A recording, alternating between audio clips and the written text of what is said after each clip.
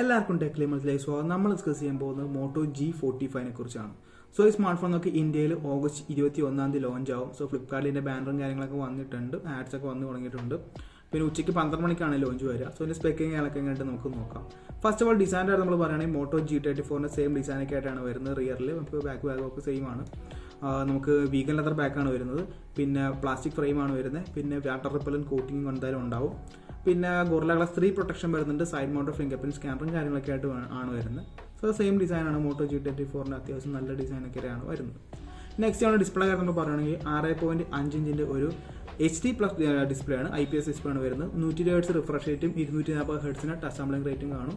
എന്നാൽ എങ്ങനെ പോയാലും 500 നിറ്റ്സിൻ്റെ മുകളിലായിരിക്കും എന്തായാലും ബ്രൈറ്റ്നസ്, ഒരു 530 നിറ്റ്സ് ആ റേഞ്ച് ആയിരിക്കും വരാൻ പോകുന്നത്. പിന്നെ പ്രൊട്ടക്ഷൻ ആയിരുന്നു നമ്മൾ പറയുകയാണെങ്കിൽ ഗോറില്ല ഗ്ലാസ് 3 ആണ് വരുന്നത്. പിന്നെ in display fingerprint scanner നല്ല IPS ആണല്ലോ, സൈഡ് മൗണ്ട് ഫിംഗർ പ്രിന്റ് സ്കാനറാണ് വരുന്നത്. സോ പ്രൈസ് റേഞ്ച് വെച്ച് നോക്കുവാണെങ്കിൽ അത്യാവശ്യം നല്ലൊരു ഡിസ്പ്ലേ തന്നെയാണ് വരുന്നത്, അങ്ങനെ കുറ്റം പറയാനൊന്നുമില്ല. നെക്സ്റ്റ് നമ്മൾ ഓഡിയോ കാര്യം നമ്മൾ പറയുകയാണെങ്കിൽ ഇവിടെ നല്ല സ്പെക്ക് കൊടുത്തിട്ടുണ്ട്. ഒന്ന് ഡുവൽ സ്റ്റീരിയോ സ്പീക്കേഴ്സ് വരുന്നുണ്ട്, പിന്നെ നമുക്ക് 3.5mm ജാക്ക് വരുന്നുണ്ട്, ഹൈ റെസൊല്യൂഷൻ ഓഡിയോ സപ്പോർട്ട് ഉണ്ട്, പിന്നെ ഡോൾബി അറ്റ്മോസ് സപ്പോർട്ട് ഉണ്ട്. സോ സ്പീക്കറിൻ്റെ കാര്യത്തിൽ അല്ലെങ്കിൽ ഓഡിയോ കാര്യത്തിൽ നല്ലൊരു വർക്കാണ് മോട്ടോ ചെയ്തേക്കുന്നത്. വേറെ എന്താ പറയുക, ഒരു കോസ്റ്റ് കട്ടിങ് കാര്യങ്ങളൊന്നും ചെയ്തിട്ടില്ല. സോ അത്യാവശ്യം നല്ലൊരു മൾട്ടിമീഡിയ എക്സ്പീരിയൻസ് നമുക്ക് എന്തായാലും കിട്ടും. നെക്സ്റ്റ് നമ്മൾ പെർഫോമൻസിൻ്റെ നമ്മൾ നോക്കുവാണെങ്കിൽ ഇവിടെ നമുക്ക് കിട്ടുന്നത് പറഞ്ഞാൽ സ്നാപ്ഡ്രാഗൺ 6S Gen 3 ആണ് വരുന്നത്. 6 nm പ്രോസറാണ്. ഇതിൻ്റെ സ്പെക്കാണ് കൊടുത്തിട്ടുണ്ട്. നമുക്കിവിടെ LPDDR 4X റാമും UFS 2.2 സ്റ്റോറേജ് ആണ് വരുന്നത്. പിന്നെ ഹൈബ്രിഡ് കാർഡ് സ്ലോട്ട് സപ്പോർട്ട് ഉണ്ട്. നമുക്ക് G34 വന്ന് സ്നാപ്ഡ്രാഗൺ 695 ആണ്. വലിയ ഡിഫറൻസ് ഒന്നുമില്ല, ജസ്റ്റ് റീബ്രാൻഡാണ്, ചെറിയ ഓവർക്ലോക്കിംഗ് ഒക്കെ വെച്ചിട്ടുള്ളൊരു റീബ്രാൻഡാണ്. സ്നാപ്ഡ്രാഗൺ 695 ഒരു ചെറിയ റീബ്രാൻഡാണ് സ്നാപ്ഡ്രാഗൺ 6S Gen 3. വലിയ വ്യത്യാസങ്ങളും കാര്യങ്ങളൊന്നുമില്ല. നെക്സ്റ്റ് നമ്മൾ ആൻറ്റിറ്റി സ്കോർ നമ്മൾ നോക്കുവാണെങ്കിൽ ഇതിൻ്റെ സ്കോർ ഞാൻ പറയാം. 5 ലക്ഷത്തിന് മേളിൽ വരിക, 5,600,000 ടോട്ടൽ സ്കോർ വരിക. CPU നമുക്ക് 1,58,307, GPU 90,429 ആണ്. സോ അത്യാവശ്യം നല്ലൊരു പെർഫോമൻസ് ഉള്ളൊരു പ്രോസർ തന്നെയാണ്. നമുക്കൊരു പബ്ജിയിലൊരു നമുക്ക് സ്മൂത്ത് അൾട്രാ അല്ലെങ്കിൽ എക്സ്ട്രീമെ കിട്ടുന്നൊരു പ്രോസർ തന്നെയാണ് വരുന്നത്. അത്യാവശ്യം ഒരു കാഷ്വൽ ഗെയിമിങ് കാര്യങ്ങളൊക്കെ എന്തായാലും കളിക്കാൻ പറ്റും. ഡേ ടു ഡേ ടാസ്കുകളൊന്നും വലിയ പ്രശ്നങ്ങളും കാര്യങ്ങളൊന്നും ഉണ്ടാവില്ല. നെക്സ്റ്റ് വാച്ചിൻ്റെ നമ്മൾ പറയുകയാണെങ്കിൽ ഹലോ UI ആണ് വരുന്നത്, ഹലോ മോഡാണ് വരുന്നത്. ആൻഡ്രോയിഡ് അപ്ഡേറ്റ്സിൻ്റെ കാര്യത്തിലൊരു സംശയമുണ്ട് എത്ര കിട്ടും എന്നുള്ളത്. പക്ഷേ ഇതൊരു ബഡ്ജറ്റ് സീരീസ് ആയതുകൊണ്ട് തന്നെ നമുക്കൊരു 1 ഇയർ അപ്ഡേറ്റ് ഒക്കെ പ്രതീക്ഷിക്കാൻ പറ്റത്തുള്ളൂ. 1 ഇയർ ആൻഡ്രോയിഡ് അപ്ഡേറ്റ്, ഒരു 3 ഇയർ സെക്യൂരിറ്റി അപ്ഡേറ്റ് ഒക്കെ നമുക്ക് പ്രതീക്ഷിക്കാൻ പറ്റത്തുള്ളൂ. സോ ഇതിൽ കൂടുതലും കിട്ടുവാണെങ്കിൽ അത്രയും നല്ലത്. നമ്മളിനി ക്യാമറയുടെ കാര്യം നമ്മൾ നോക്കുകയാണെങ്കിൽ നമുക്ക് ബാക്കിൽ ഡുവൽ ക്യാമറ സെറ്റപ്പാണ് വരുന്നത്. ഒരു 50 MP f1.8 ആപ്സിൽ വരുന്ന സെൻസറാണ് നമുക്ക് വരുന്നത്. പിന്നെ 1080p 30fps ആയിരിക്കും റെക്കോർഡിങ്. OS എന്തായാലും ഉണ്ടാവത്തില്ല. പിന്നെ 2 MP ഡെപ്ത് അല്ലെങ്കിൽ മാക്രോ ആയിരിക്കും വരാൻ പോകുന്നത്. പിന്നെ 16 MP ഒരു സെൽഫി ക്യാമറ വരുന്നുണ്ട്, 1080p 30fps. So price range വെച്ച് നോക്കുമ്പോൾ ഒരു അത്യാവശ്യം പ്രൈസ് റേഞ്ച് വെച്ചുള്ള അത്യാവശ്യം നല്ലൊരു ക്യാമറ ആയിരിക്കും വരാൻ പോകുന്നത്. മോട്ടോയുടെ ക്യാമറ പ്രോസസ്സിംഗ് ഒക്കെ നേരത്തെ പോലെ അല്ല, അത്യാവശ്യം നല്ല പ്രോസസ്സിംഗ് കാര്യങ്ങളൊക്കെ വരുന്നുണ്ട്.